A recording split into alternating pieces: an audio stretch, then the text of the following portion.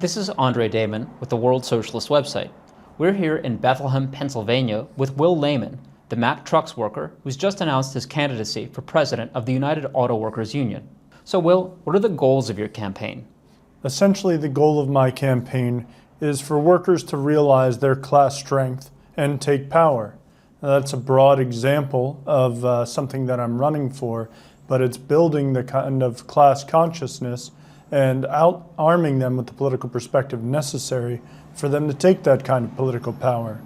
Right now, workers are under attack in many different industries. For example, nurses are out on strike.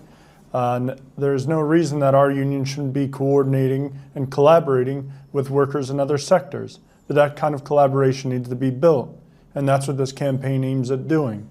Now, the direct election, where rank-and-file members vote for the UAW president, didn't exist before 2022. And Correct. Of course, the only reason that it exists is because of the federal corruption scandal in the UAW. So could you tell us how that election came about? Well, that election came about after decades of the UAW transforming into the entity that it is today. And I think it's very important for workers to study those decades of transformation, beginning with Reuther himself, who was a socialist as a child, even met Eugene Debs in prison. And then the UAW adopted a more state-oriented platform, one where it thought it could collaborate with the capitalist class. And that class collaboration led to decades of rot and degeneration, and it led to what broke out in a corruption scandal in 2019, where over a dozen high-ranking international UAW figures went to prison, including two of the former UAW presidents, and revealed more than what was known to the masses of workers. But many workers understand that the corruption is thorough and deep, and that one bureaucrat will not replace another and bring about change.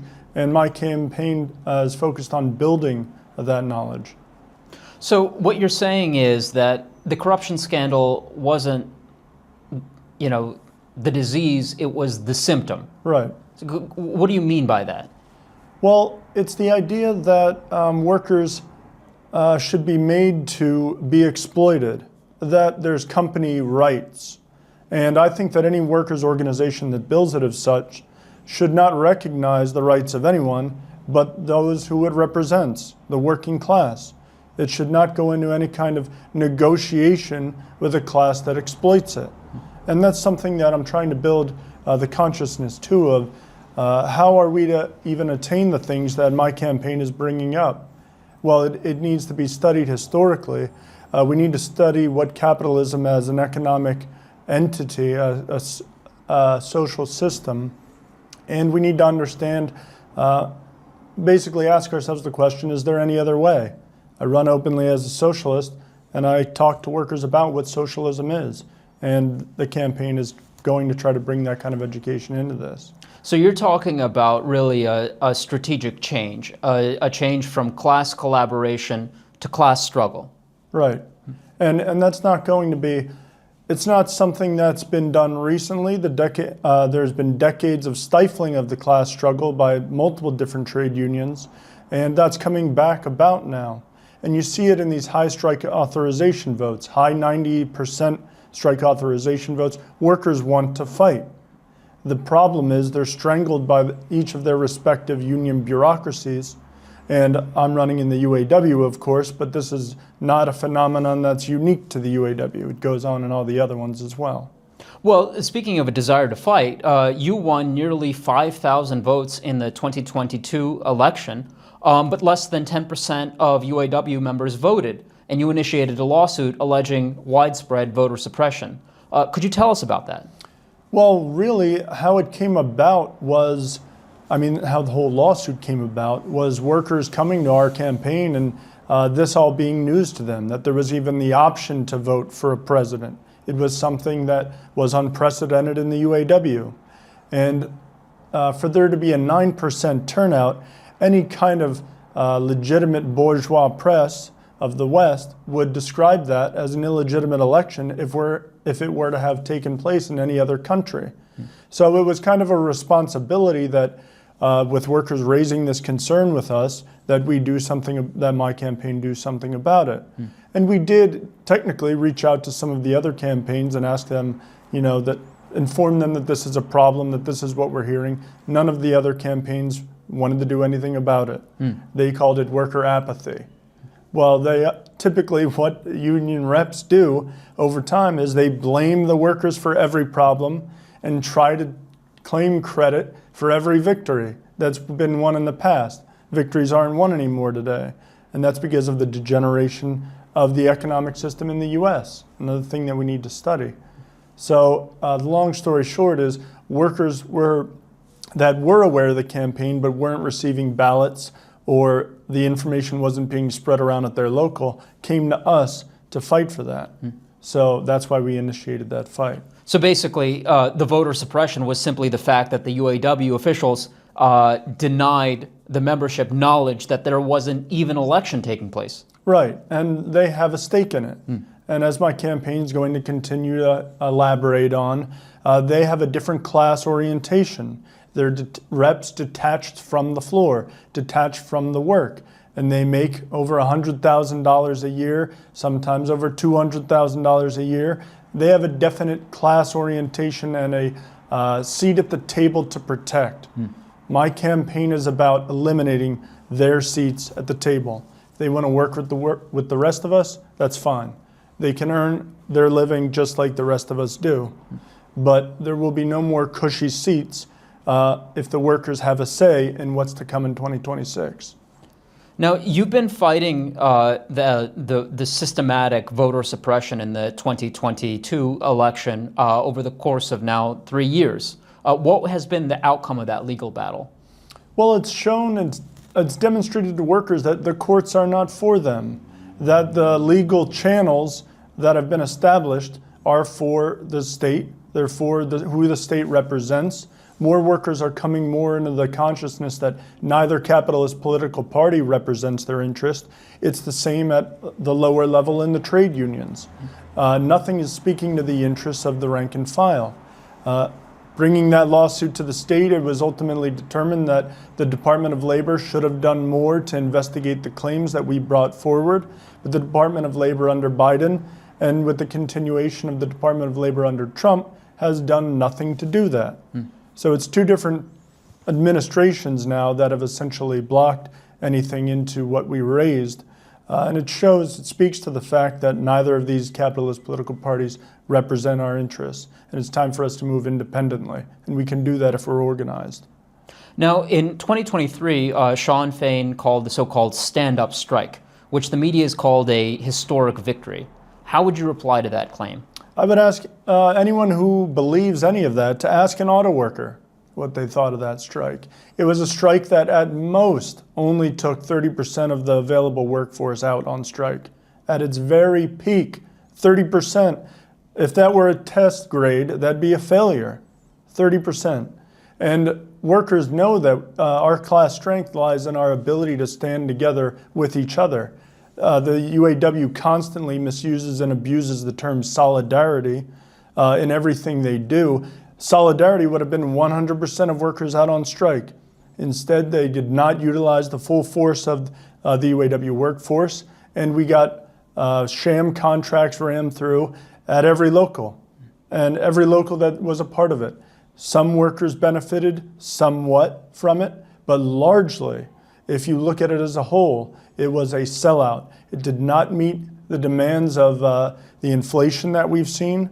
I'll give an example. It was pretty much around 19-20% was as much as any of these companies were willing to give the workers. We lost that in inflation over the last 4 years. So in terms of getting more money and them claiming it's historic, we've had historic losses leading up to it. And we did not have enough to make up for those losses. And of course, following that strike, you have the continuation of mass layoffs at automotive facilities throughout the United States. Certainly in Detroit, there have been mass layoffs announced, and more are coming. Right. And that was part of the campaign. The first round, too, was the elimination of tiered workers as a status, meaning that those workers be brought to equal pay with the rest of the workers.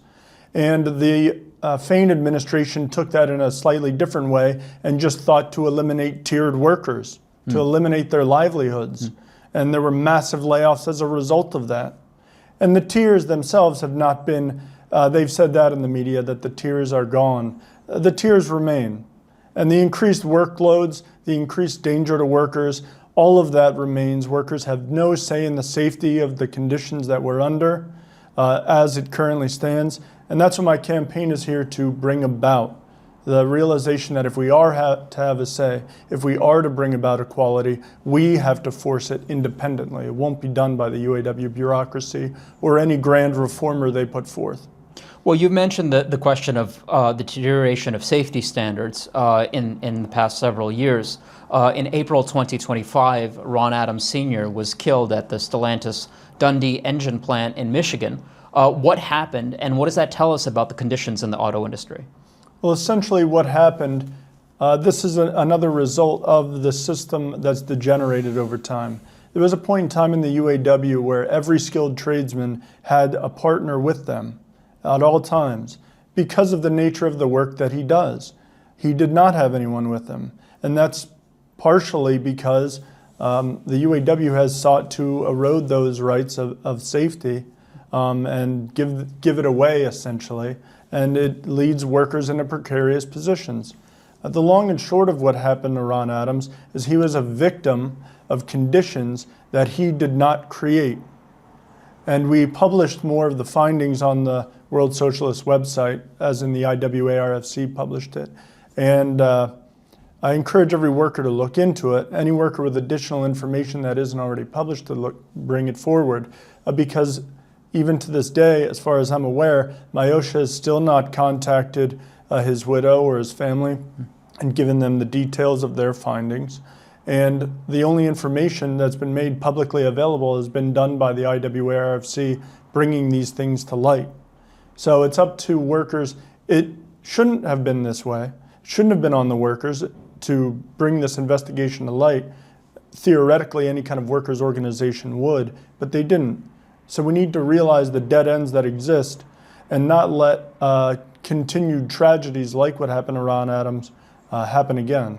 And of course, by the IWA-RFC, you're referring to the International Workers Alliance of Rank and File Committees, which initiated an investigation and published multiple interviews and systematic evidence surrounding the death of Ron Adams. Could you speak about that? Yes. I mean, if we're going into specific findings, essentially, Stellantis had its employees using what they called cheater keys.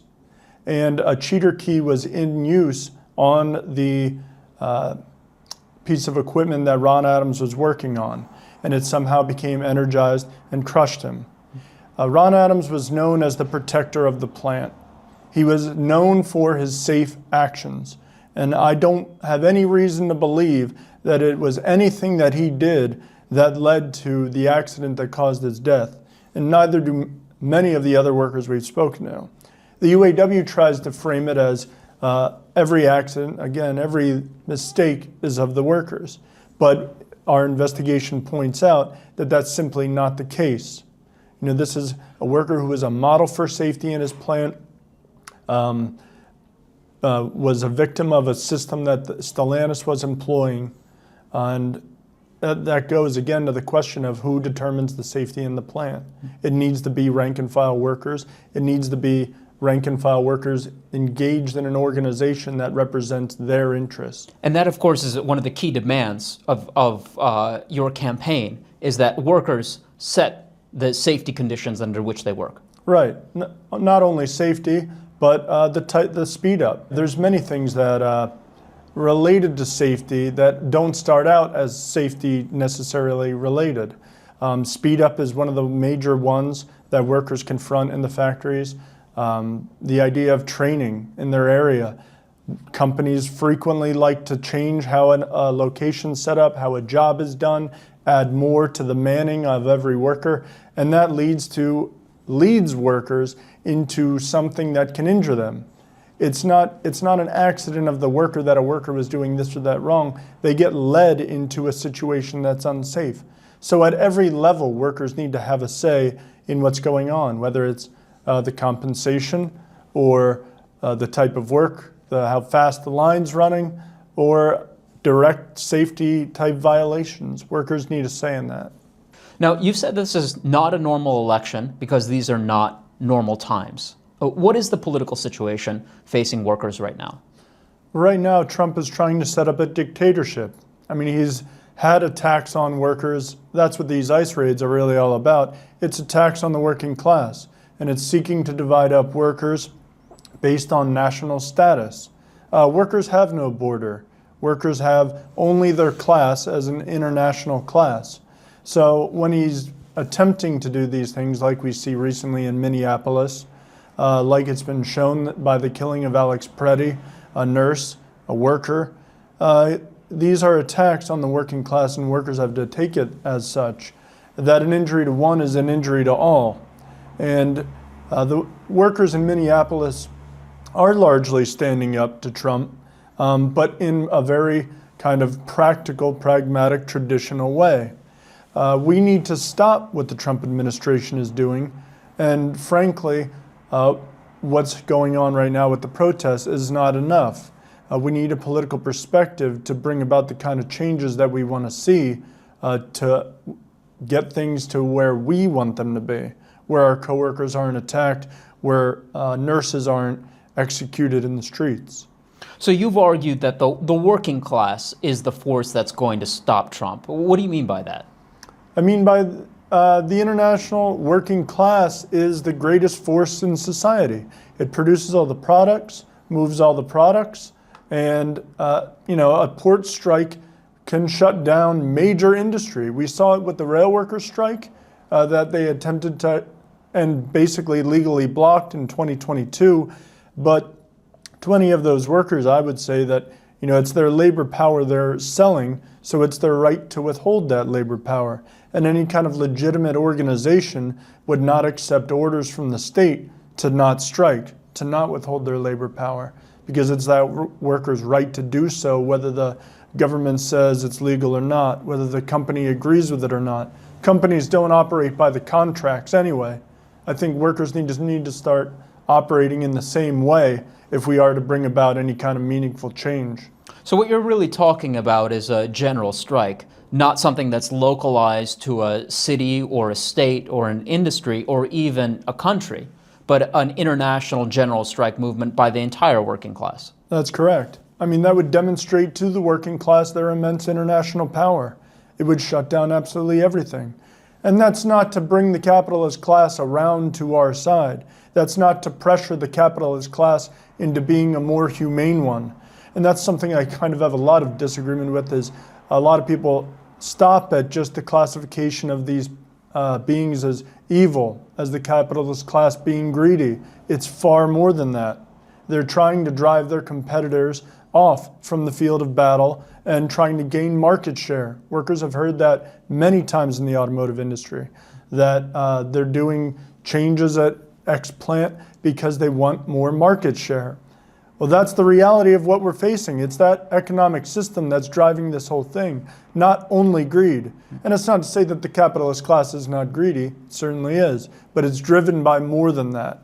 So it's not a matter of bringing the capitalist class to its senses. It's a matter of bringing about workers' power. So let's stay on Trump for a moment. You mentioned, correctly I think, that Trump is establishing a dictatorship. But many workers voted for him, including in the Lehigh Valley in Pennsylvania, where we are right now. How do you explain that, and have workers begun to change their minds? I would explain it by pointing to the record of the Biden administration. Yes, many workers voted for Trump in the last election. Many workers also voted for Harris. Neither of those capitalist political parties were going to bring about the changes they were looking for. But after 4 years of inflation, the ongoing war in Ukraine, the genocide in Gaza, workers were largely disgusted with the Democratic Party, and rightly so, and thought that perhaps the idea of reform existed in Trump. Naturally, those reforms they were looking for have not been made. Many workers who voted for Trump are finding out firsthand that he was not who he thought he was, rather. So yes, workers voted for Trump, but workers voted for Harris as well, and neither of them were going to bring about what they were looking for. I don't stay hung up personally or politically on the record of a worker when they had illusions in the past and some different political things. It's about putting that, taking stock of that. I don't think it needs to be left go entirely, but also we need to move on. If we're going to operate as a class, we need to be solid as a class. And I don't tend to hold blame over anyone that had political misconceptions in the past if they come around now. You know, if they can recognize that the Trump administration has not served their best interests, then that's someone that we can, of course, talk to. And anyone can vote for anyone and still be in a rank and file committee, but we have to have a clear central political program when we're going into struggle, and it can't remain with illusions in either of these capitalist political parties. It's not going to be a matter in the midterms of just voting for a Democrat to stop Trump either.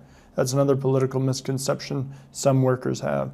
So, and I've known registered Democrats that have voted for Trump, and I've known people that are registered for Republicans, workers, that voted for Harris or abstained entirely because they're disgusted with the political situation. Well, certainly for many workers, voting for Trump was a sort of protest vote. They wanted to vote in some way to register their opposition to what was going on.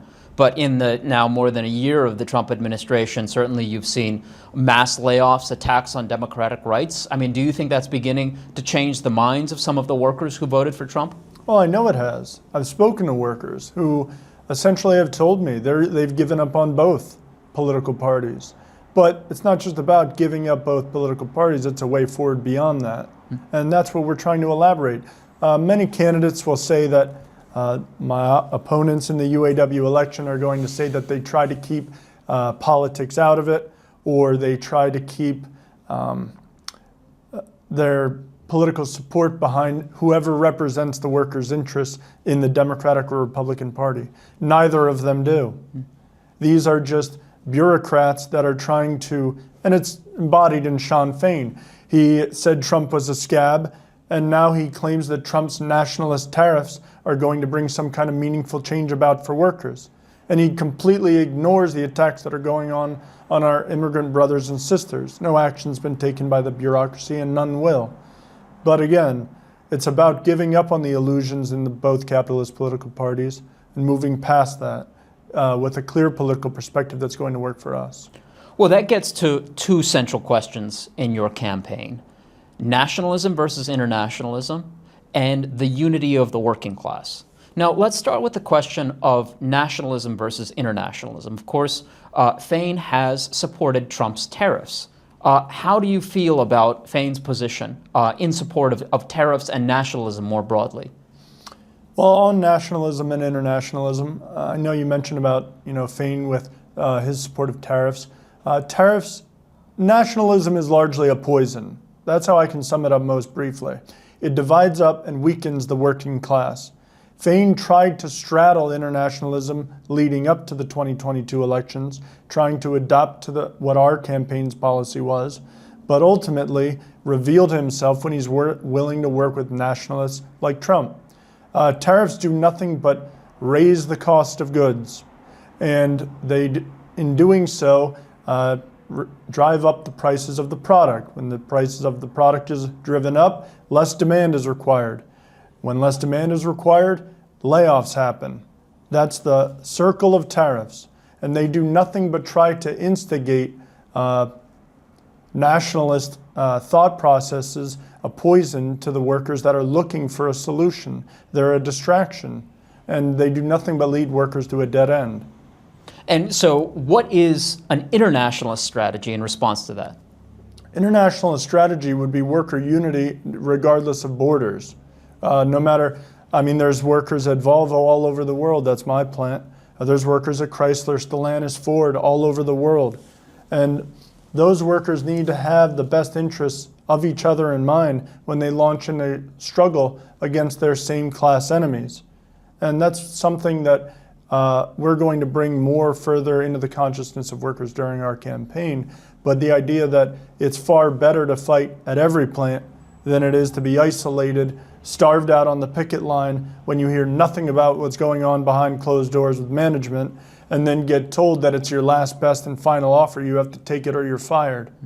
That's the UAW strategy. My strategy is workers need an international class perspective. We need to fight on a bigger scale, and we can bring the companies down to meet our needs in this period. Well, that gets us to the question of the unity of the working class and the opposition to the attack on immigrants. Because, of course, the attack on immigrants is central to Trump's agenda, from ICE raids, mass deportations.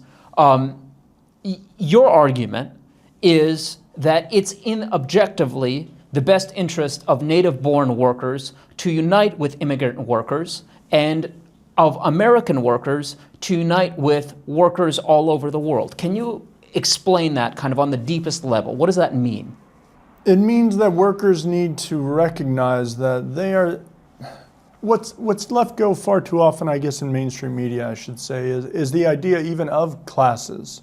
You know, it's framed as just wealthy and poor, or wealthy and middle class. And what's left go entirely is this kind of thought process that we're related to the system of production as workers in the same way, whether you're an auto worker or a worker in a field that's harvesting blueberries. You know, we're all selling our labor power, and we're all tied to the economic system in the same way. That doesn't change because you cross a border. You know, I could walk across the Mexican border tomorrow and it would not change my class status. And essentially, the idea that a fight against any one of us needs to be recognized as a class attack. That's why it's so important, not only because of the morality of what's going on, but the idea that they're attacking your class as a worker when they attack these immigrant workers. And the absurdity is right on the surface of it too. They're spending more in this whole witch hunt of Mexican or Spanish workers than they ever were in what they claimed were these subsidies and handouts that they were giving. These are people that are doing nothing but paying into a system that does nothing but treats them brutally. It has no relation to making any kind of American worker's situation better. And I would ask any American worker if they feel their situation has gotten better since the brutal way that Trump's been treating any kind of immigrant workers. If anything, it's made it worse. So you mentioned the economic condition of workers. Now, in 2025, there was a record number of mass layoffs announced outside of any formally recognized recession. And the numbers are in for January of 2026. And in many ways, they're even worse. 2026 is headed to be an even worse year for mass layoffs than last year. Of course, companies are using artificial intelligence and automation to lay off workers. What is your response to this offensive by companies to carry out mass layoffs using technology? And what should be the working class response to it? Regarding technology and companies laying off employees because of it, one of the most important things that has been lost over the years, it's been particularly stark in automotive, is the loss of jobs to automation. And what a company is saying when they lay off because of that is really that they need less man hours to complete a job. They absorb the benefit of that change because they have been given no fight for the working class to absorb the benefit. What that should mean is a shortened workday for the worker. And that's not been fought for historically by the UAW because they're not a fighting organization. They're one that receives the excuse from the company and they continue on with it. AI is no different. AI is something that can be utilized by the working class. It's being massively misused by the capitalist class. I'm not going to make any defense of their use of it. And it's being used to slash jobs as well. And that's why workers in any kind of field that can be eliminated by any kind of technological advancement need to consider that what the rank and file, the IWA RFC puts forward in the idea of us as workers absorbing the benefits of technology. And I would just say that no matter what the technology is, the working class shouldn't be hostile to it. There's ways that the capitalist class can use it and weaponize it against us, and there's ways that the working class can weaponize those same technologies against the capitalist class. It's just something that's not been put forward in that kind of way by these trade union bureaucrats. Well, let's strip this down, because I think this is a really, really important idea. So what you're saying is automation, whether it's robotics or AI, can increase the productivity of labor. And if in a sort of rational organization of society, that would be to society's benefit, because less labor would be required and the conditions of the working class could be improved. Correct. But what you're saying is under capitalism, none of the benefits go to the workers and all of the benefits go to the capitalists. All the workers get is mass layoffs. Is that right? Yes. And that's what we're going to continue to see as well. And it's been shown, even if you ask some type of union rep that's been in the union for quite some time, it's almost a pre-recorded response that they've lost. You know, when they're asked what's the reason that the UAW has lost, went from 1.5 million auto workers in the late 1970s to something around 400,000 a day. They have like these pre-recorded responses they'll give, and they'll blame, they'll try to use nationalism, they'll try to blame workers in other countries, and they'll try to blame automation. They never blame themselves. They never blame themselves for fighting on only a national basis, and they never blame themselves for ceding the benefit of these technologies to the company, when they could have fought for, in theory, that technology to be absorbed by the workers that are actually doing all of the other work. They will never make that argument. They don't want to own up to the blame of that. And they're not oriented to. Again, it's not their class orientation. They fight for the rights of the companies. Now, Will, you've mentioned the enrichment of the oligarchy over the course of the past year. The richest 1% of society now own more wealth than the bottom 90% combined. And you've noted that life expectancy is declining in the United States. There is a growth of so-called deaths of despair. What does this level of inequality mean for society? Well, essentially what it means is capitalism is overripe. It's a society that is proving to masses of people, masses of workers, that it represents only the interests of a tiny minority of people, and they're all capitalists. So we need to start questioning what kind of society we live in and what kind of society we need to bring about when we see these kinds of inequalities. It gets to a point where we need to examine why these class relations exist, why these material relations exist. You know, when workers have two jobs and are producing all this wealth but can't make rent and can't buy groceries, can't pay for their car note, or struggle to pay with things for their children, it raises revolutionary questions. And I think it, you know, in looking at revolutions, this is the 250th year of the American Revolution. We need to bring back the ideas of more revolutionary change as possible. Well, you mentioned the American Revolution. The Declaration of Independence says that all men are created equal. How does that slogan affect your campaign? Well, there are traditions of the American Revolution that need to be revived. Revolutionary thinking was brought about by the Enlightenment. And studying the American Revolution, what the Founding Fathers sought to bring into this world in terms of a society, they sought to bring in something equal. And they did so, I would say, largely on much more of a moral basis. Now we face real material questions today, and we face real material inequalities, as you mentioned, the height of which we've never seen before. So when we do a material analysis of why a system is producing these results, we find that it's based on this system of exploitation that is capitalism. And I do think that if workers want equality, that's something we're going to have to fight to bring about.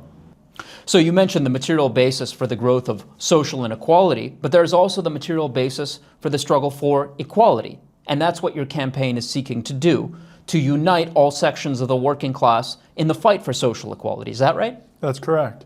And again, it's not about just bringing about equality in one country. That's again leading back to why it's the International Workers Alliance of Rank and File Committees, why we need to fight for these kinds of things on a class basis, not a national basis. We can look back at different national movements in the past that have failed because they were nationalist movements, and also because of other factors, but I mean, just focusing on what workers can do to bring about real meaningful change, it needs to be brought about everywhere. Capitalism has socialized the nature of production. Workers need to socialize the nature of distribution. And we can only do that if we have a clear political perspective on how. It's not about appealing to these different tendencies that have betrayed us time after time. It's about establishing our own spearhead for bringing about that kind of material change. Well, you make no bones about the fact that you're a socialist. Correct. So how does your socialist perspective really inform the campaign? Well, I would say that it's about being a socialist is not just a label. Workers need to be able to identify if someone really is a socialist when they say they are. Bernie Sanders also claims he's a socialist. AOC also claims she's a socialist. And what workers need to identify is the relation that we have to our struggle for power. Bernie Sanders thinks it can be done through the Democratic Party. Same thing with AOC. I say workers need an independent way of class struggle to bring about revolutionary change, that we have the power based on our relationship in society, to society, with the things that we produce. We produce all the wealth. We deserve to have a say in it. So a study of different historical theory is why I say I'm a socialist. An opportunist maneuver is why some other of these Democrats say they're a socialist.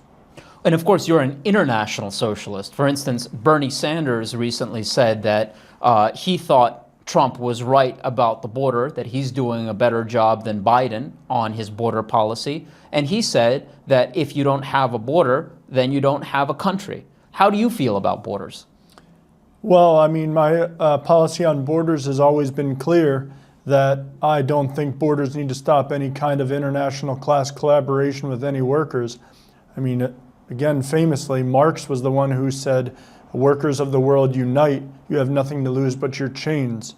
Bernie Sanders says he believes in a strong border control. So again, holding a Marxist light onto Bernie Sanders reveals that he's a fraud.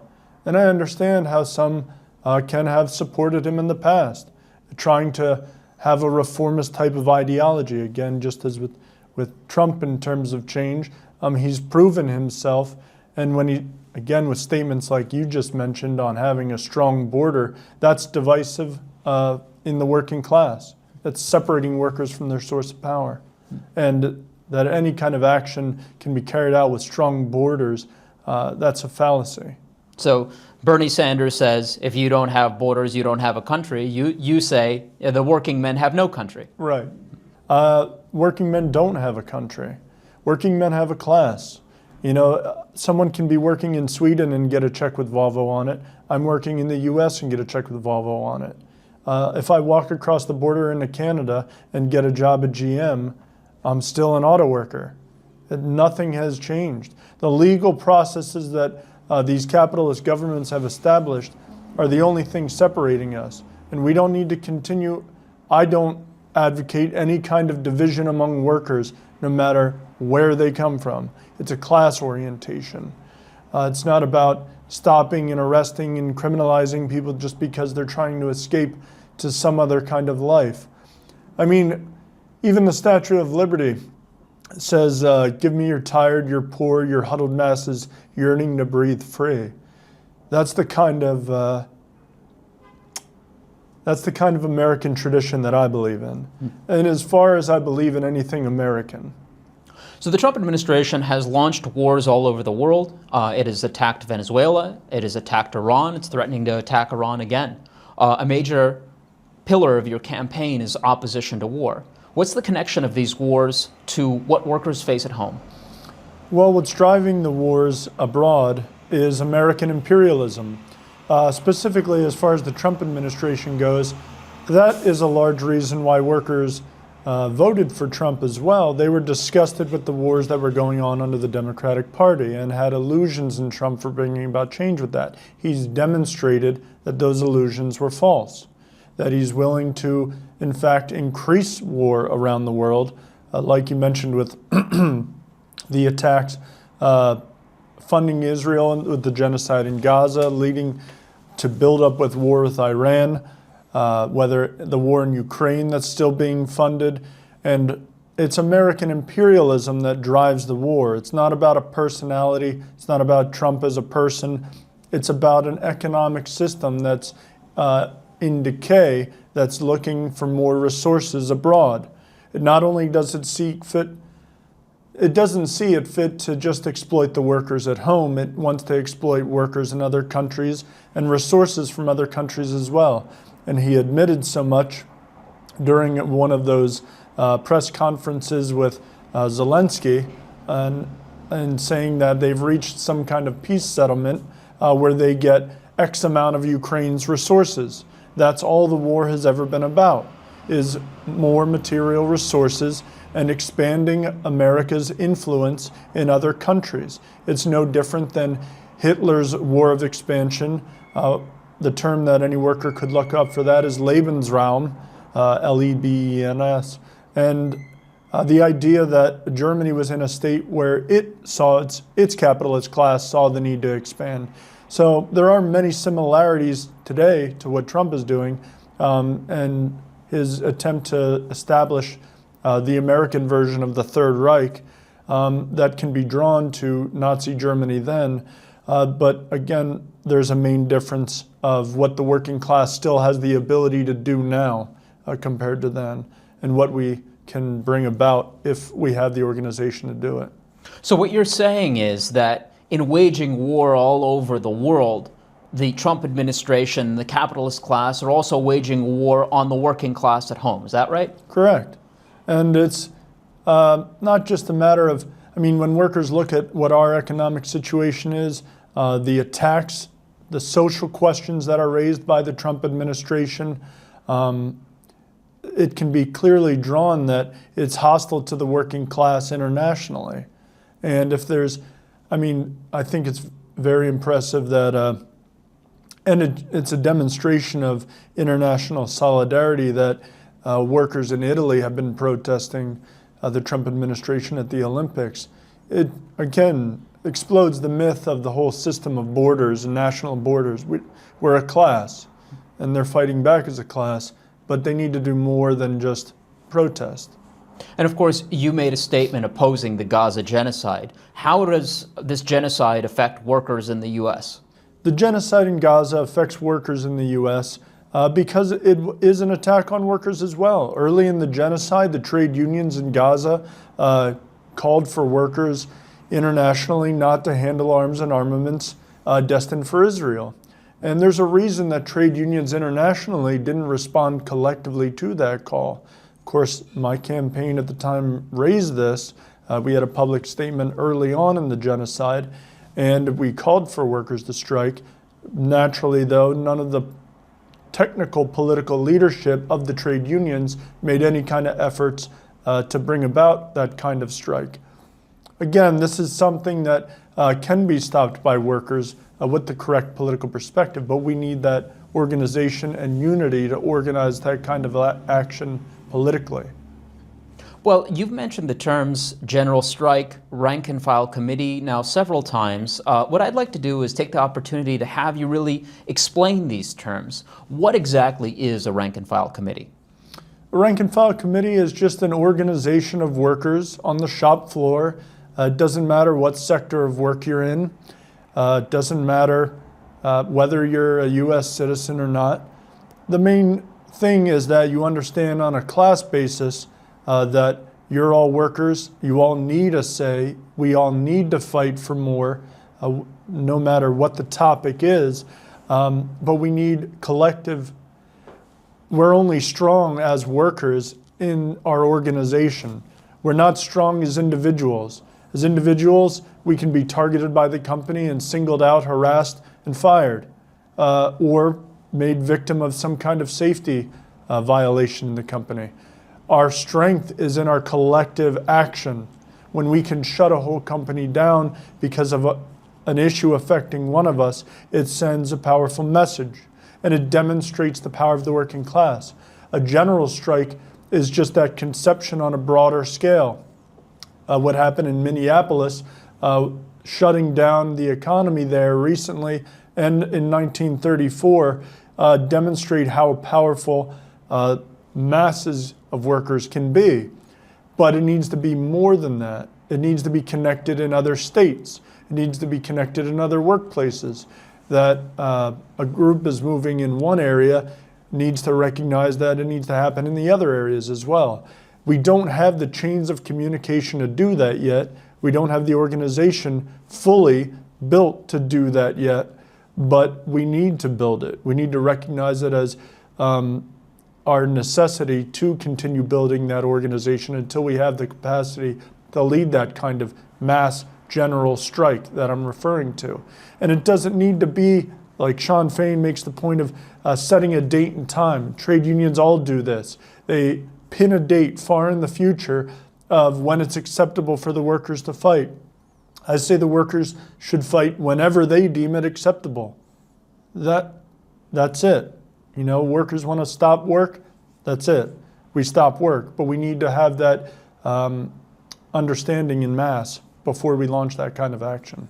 And of course, these struggles have to be coordinated, right? So that brings us into the International Workers Alliance of Rank and File Committees, the IWA-RFC. What is the IWA-RFC? Well, the IWA-RFC is basically a collection of workers that are linking up on an international basis with an international perspective that are seeing the kinds of faults that I describe in this meeting, and that are seeing the failings of society, both economic, social, the attacks on workers, the genocide in Gaza, the COVID pandemic, all these things that have been attacked by, all these things that the capitalist class has attacked us over, that no fight has been waged over by any kind of workers' organization we're currently in. We want to fight. The IWA-RFC is proposing a fight back so that we can overcome these obstacles, and it outlines a political program to do so. It doesn't stop at a national border. We have rank and file committees all over the world, but it still needs to be built and broadened. It's the way that we can connect our struggles on an international basis when we launch into them. So workers know what's going on in these other areas, that we're informed. We're not informed now. Workers in the UAW don't know what's going on at other plants. Workers need to be informed, though, of what's going on at other plants. Now, you've called for preparations for a general strike. What is a general strike? A general strike, essentially, in the historical sense, has been where a whole country goes out on strike.